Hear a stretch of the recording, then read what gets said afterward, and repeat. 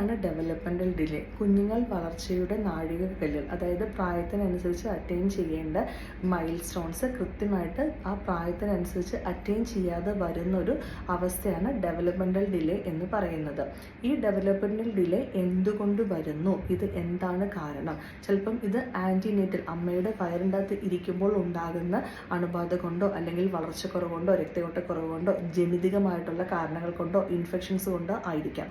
അല്ലെങ്കിൽ പ്രസവ സമയത്ത് ഉണ്ടാകുന്ന അണുബാധ കൊണ്ടോ അല്ലെങ്കിൽ രക്തയോട്ട പ്രശ്നങ്ങൾ കൊണ്ടോ പ്ലാസെൻ്റൽ അബ്രപ്ഷൻ കൊണ്ടോ കുഞ്ഞിൻ്റെ ശരീരത്തിലേക്ക് ഓക്സിജൻ കുറഞ്ഞു പോകാനുള്ള സാഹചര്യങ്ങൾ കൊണ്ട് ആയിരിക്കാം. പോസ്റ്റ് ഡെലിവറിക്ക് ശേഷം കുഞ്ഞിനുണ്ടാകുന്ന അണുബാധ കൊണ്ട്, അല്ലെങ്കിൽ ഷുഗർ കുറഞ്ഞു പോകുന്നത് കൊണ്ട്, അല്ലെങ്കിൽ എന്തെങ്കിലും ഇൻഫെക്ഷൻ കൊണ്ട്, ട്രോമ കൊണ്ട്, എൻവയോൺമെൻറ്റൽ ഫാക്ടേഴ്സ് കൊണ്ടും ആകാം. അപ്പോൾ നമുക്കിത് എന്തുകൊണ്ടാണ് വന്നത്, ഇതിന് എന്താണ് ചെയ്യേണ്ടത്? ജനിതകമായിട്ടുള്ള എന്തെങ്കിലും കാരണങ്ങളാണെങ്കിൽ ഇനിയുള്ള കുഞ്ഞുങ്ങൾക്കും വരുമോ ഇല്ലയോ എന്നും നമുക്ക് അറിയില്ല.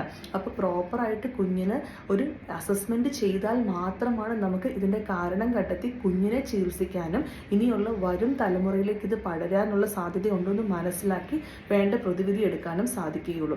പിന്നെ ഡെവലപ്മെൻ്റൽ ഡിലേ കണ്ടാൽ നമ്മൾ early as possible early intervention ചെയ്തു തുടങ്ങിക്കഴിഞ്ഞാൽ ഈ ഡിലേയെ നമുക്ക് ഒരു പരിധി വരെ കൺട്രോൾ ചെയ്യാനും ഇത് പ്രോഗ്രസ് ചെയ്യാതിരിക്കാനും ഇതിനുള്ള ചികിത്സ അണ്ടർലൈൻ കോഴ്സിന് എടുക്കാനും ഇത് ഭാവിയിലോട്ട് പുതിയ തലമുറയ്ക്ക് വരാതിരിക്കാനുള്ള കാര്യങ്ങളും സാധിക്കും.